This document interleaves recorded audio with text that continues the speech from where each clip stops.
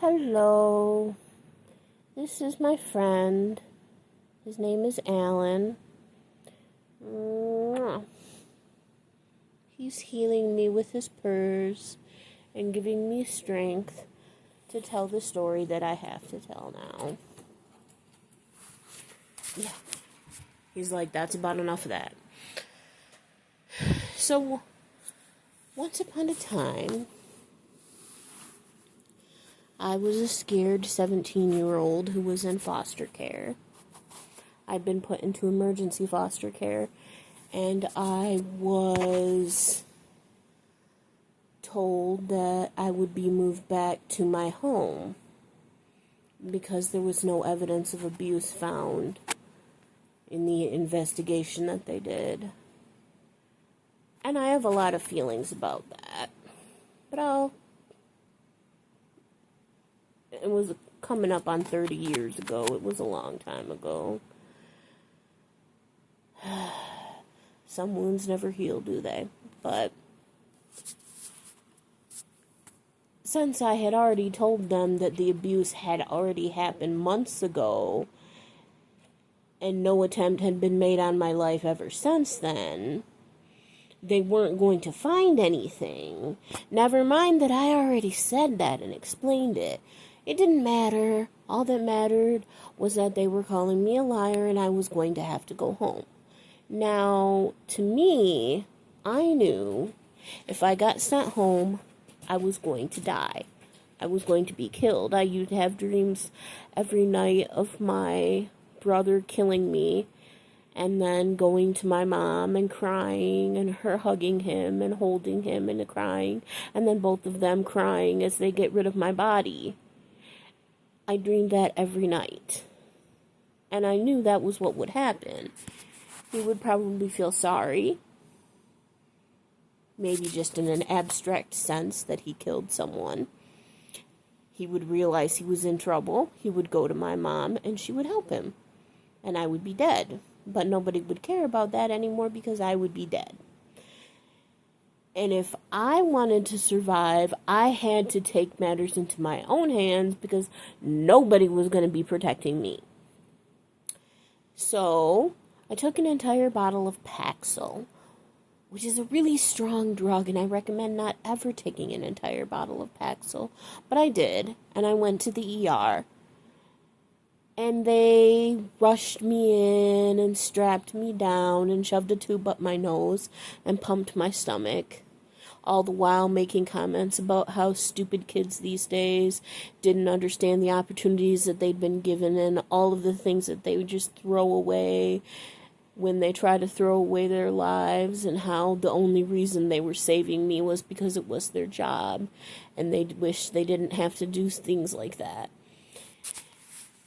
Meanwhile, I'm just lying there thinking, I just have to make it until I'm 18. Just make it until I'm 18. Just make it until I'm 18. And then they can't send me home because I'll be 18. I'll be safe. But I was 17. And I was not safe. So they sent me to a place called Pine Rest because of this attempt on my life. I needed reparative therapy. That's what they called it back then. Hi, Poe. That's my baby Poe.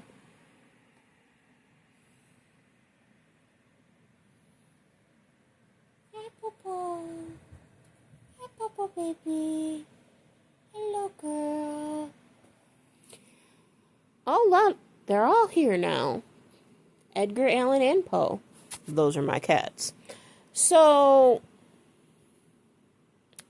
since I needed to be repaired, they sent me to a facility that specialized in what they called reparative therapy. Which, if you don't know what reparative therapy is, it works on the principle that the person with deviant behavior is broken and needs to be repaired, and the behavior needs to be repaired, so you take that behavior and, I don't know, you hammer and nail some crap into it and it's supposed to be better than it was before. I'm sure they had a better way of explaining it, but let me tell you a little bit about the crap that it was. Reparative therapy does not work. Reparative therapy was not helpful for me. Reparative therapy didn't repair anything. Reparative therapy made me worse, not better. And that's a really shitty feeling. And they focused on reparative therapy, and they focused on what they called conversion therapy back then at Pine Rest. Now I know someone's clutching their pearl somewhere saying, Pine Rest doesn't do that kind of thing, because now Pine Rest apparently has undergone a makeover, and they're wonderful and beautiful now with unicorns and flowers and puppies and roses and rainbows coming out of their ass. And they would never do anything to hurt anyone, and they would never do anything to cause anyone pain, so they must never have done anything bad, like reparative therapy or conversion therapy. Those things are bad. Yeah, they are. Let me tell you how bad they are. I went to Pine Rest, and they did a lot of role-playing, and that was basically having the psychiatrist stand in for the parent or authority figure in my life and tell me everything that was wrong with me and everything that I had done wrong. And every time I tried to argue or say that wasn't true or defend myself, they made me take my excuses that I was using and write them 1,000 times. Now, writing something 1,000 times makes it fixed in your mind, so you think it more, not less. Nobody ever told these geniuses that, but that's what they made me do. So I had to do that, and they had other sessions where I was with other people in the group who were there for other behavior that needed to be repaired.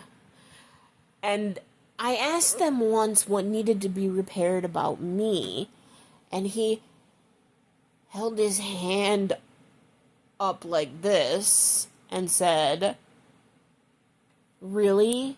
You don't see the problem here?" And I said, "No."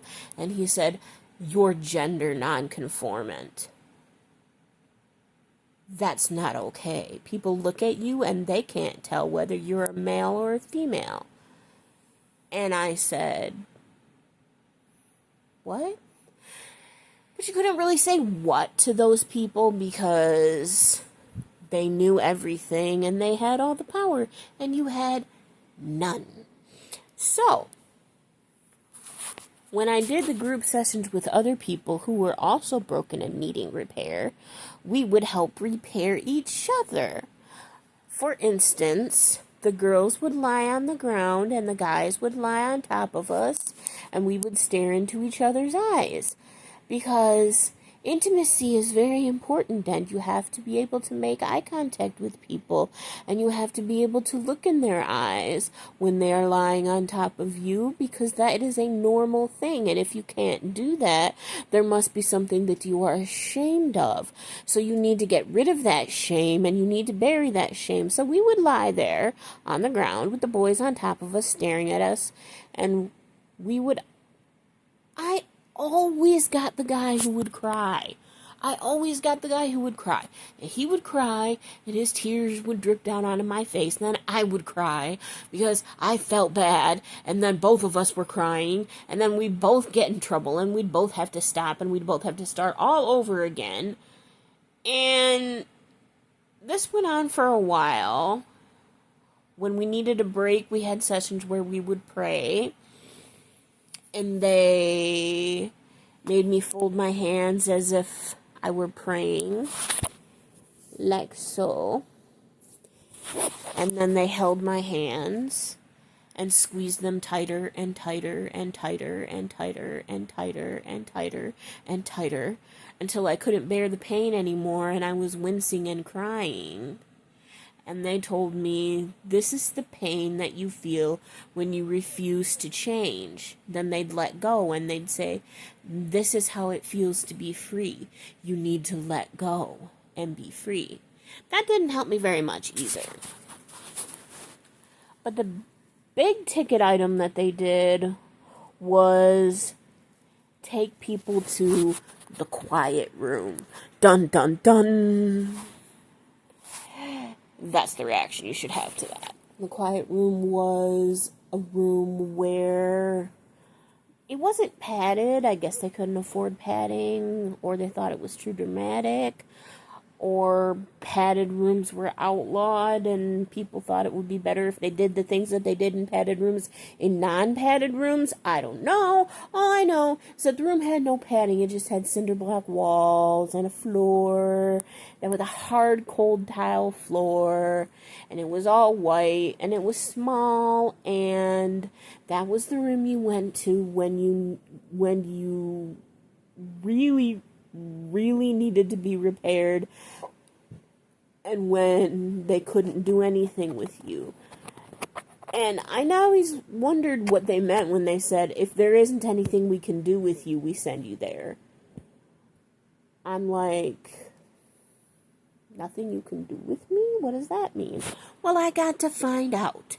Because on my third day of being at this place, I started crying when I was talking to my foster mom, and I begged her to let me go home. I begged her and begged her and begged her until they yanked the phone out of my hand, pushed me down the hallway, and I could hear them talking to her on the other end of the phone, telling her, oh, it's just ridiculous how melodramatic she is.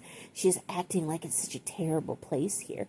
I don't know what prompted that. I'm sorry that you had to hear that. And they pushed me down to the end of the hallway, and they made me sit in my room.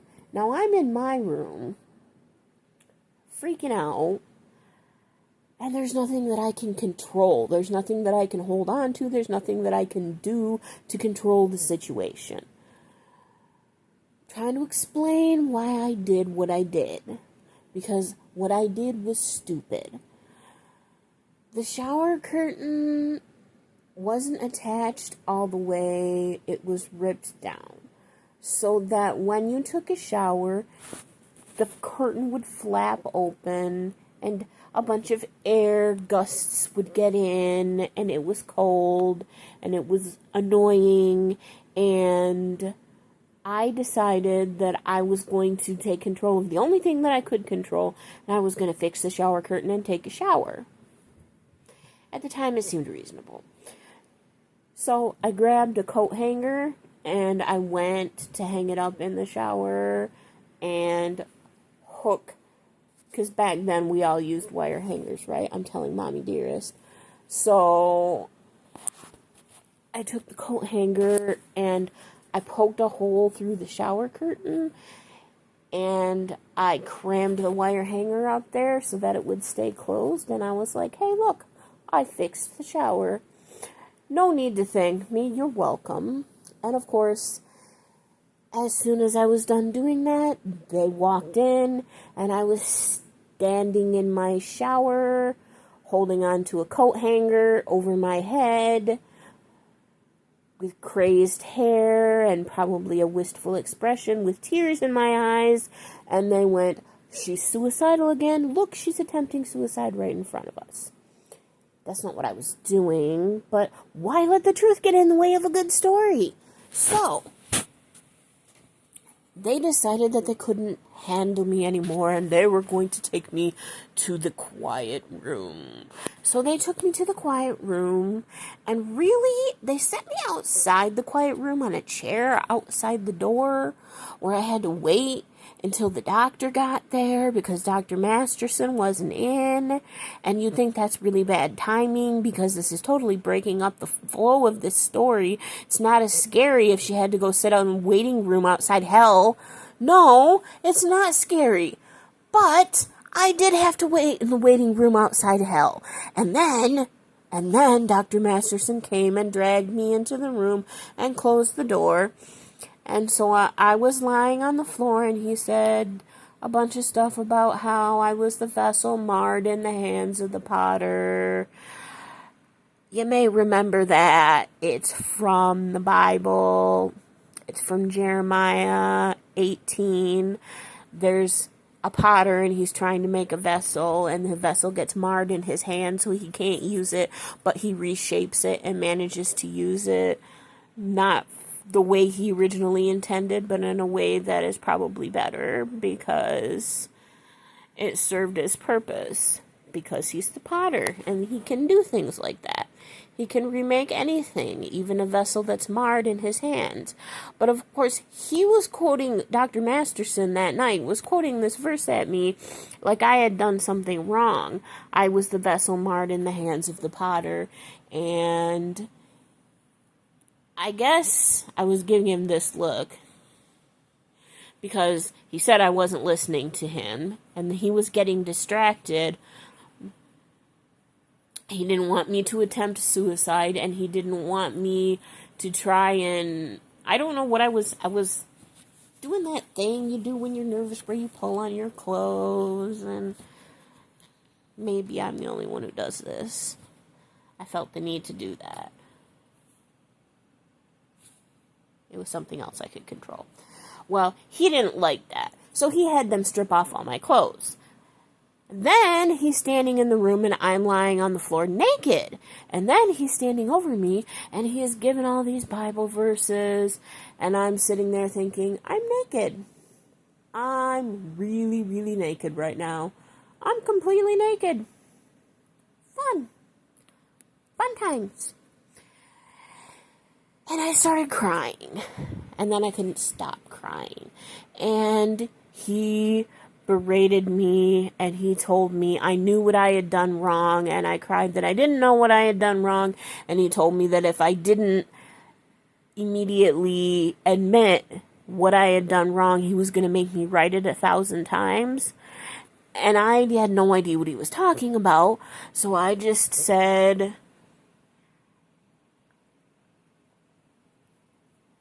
well, Jeremiah 29:11 says I have a future and a hope. See, I can quote the Bible too. Because that's all I could remember. That Bible verse. It was the only thing I could think of at that time. It stuck in my head. So I started quoting that Bible verse, and he said, stop it. And I kept quoting it, and I kept quoting it, and he said, stop it, knock it off, stop it. That's it. We're going to give you a shot. It's going to be in your bottom, and you're not going to like it. And then he left, and he must not have gotten approval for the shot, because he came back in with a little thing of pills and made me take the pills, and I'm like, oh, where's the shot? I see a shot here. But I took the pills, and I'm like, you can't make me take pills without telling me what they are. So he said, it's Ativan and Haldol. I know what those things are now. And Risperdal, sorry. Ativan, Haldol, and Risperdal. Those are pretty strong antipsychotics, and Ativan is, it calms down hysterical people, which it doesn't do a very good job of doing that, because I was hysterical after that, and it didn't calm me down, but that must just be because I'm gender nonconformant. So, I'm sitting there naked, full of drugs at this point, on the floor, and he's standing over me, and he says he's not going to leave until I admit that I've realized the truth, and he will wait all night, and I need to stop crying. And he said, if you don't stop crying, we really are going to give you a shot. And I said, are you going to give me a shot this time? Because that's what you said last time. And he said, I'm through with you, and walked out. And I don't remember what happened after that, because I blacked out. I hope he didn't give me a shot. I hope he didn't. I hope he had to stand there and wait for me to black out from my pills. But I don't remember anything that happened. Except that I woke up the next morning, and I was sore, and my throat hurt, and my head hurt, and I was bloody between my legs. Fun times, especially not being able to remember. And I've never been able to remember what happened that night. No matter what happened, no matter what we did, we tried regression, we tried hypnosis one time. I can't remember what happened that night. All I remember was that I woke up really broken the next day. And when the orderlies came in and gave me my clothes, I vowed I would do whatever they told me. I was do everything they said, everything perfectly. I'll write anything you say 1,000 times. Just let me go home. And they told me that I had made a major breakthrough in the night thanks to my medication, so I was going to be able to go home.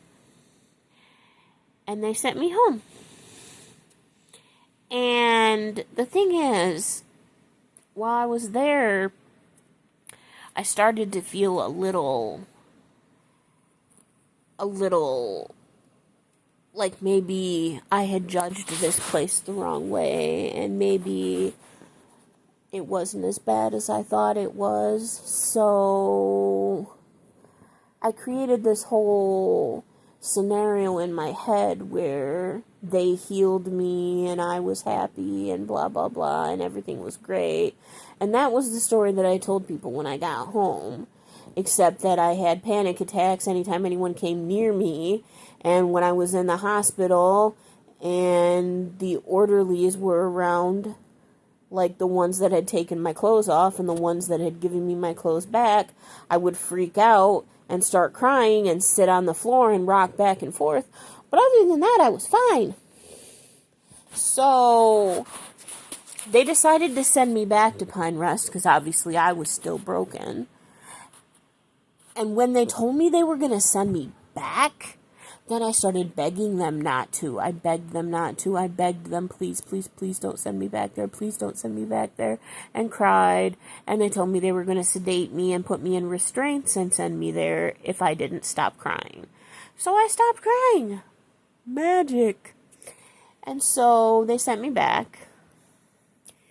And they were so excited, the staff, to see me again so soon after I had left the first time, that I got a double dose of having to write things 1,000 times.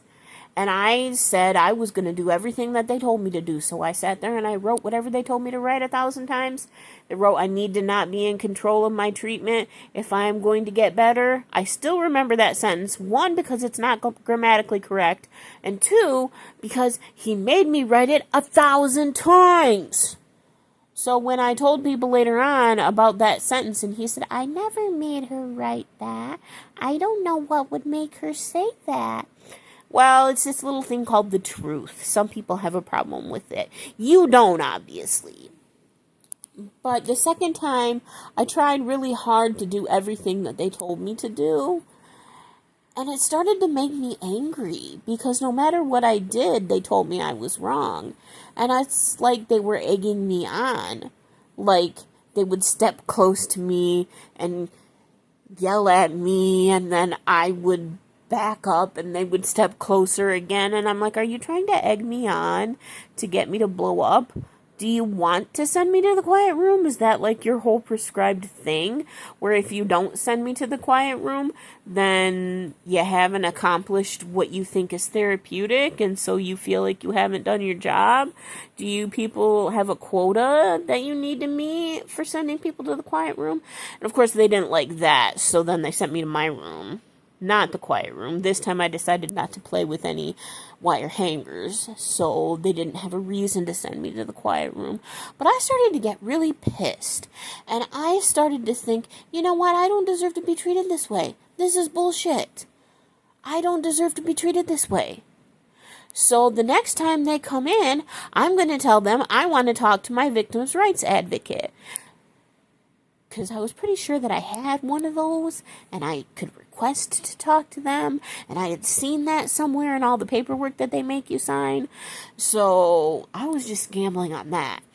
So I said, hey, the next time somebody came in, I said, I want to talk to my victim's rights advocate right now, and I know you can't refuse that request. And this lady literally growled at me and then closed the door. Grr. Did you just growl at me?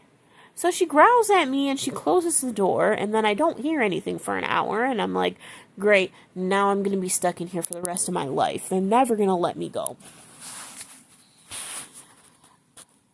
But they did. See, they sent somebody in, and he said, do you like being here? And I said, no, I don't like being here. I think I've made that pretty clear. Don't think you're supposed to like being here. Think you're supposed to want to go home. Just like I want to go home.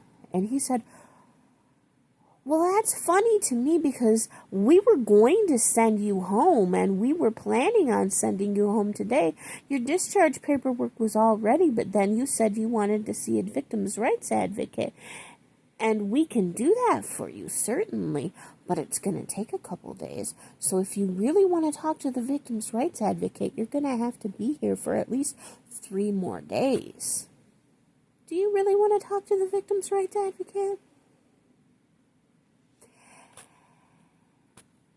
And I said, no, never mind, thank you. And they let me go home.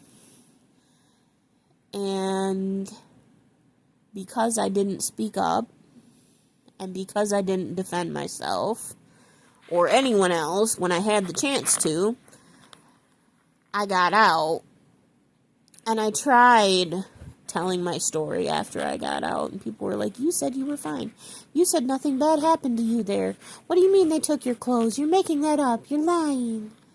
And I couldn't prove that it was true, so I said I wanted to see my records, and they were going to make me pay for them, and I said, can't I see copies of my records? And they said no, and we went to court, and the court said there's nothing to compel us to give you these records, and I got tired of fighting this at this point. By this time, I'm 18, and the state of Michigan kicked me out on my ass as soon as they possibly could.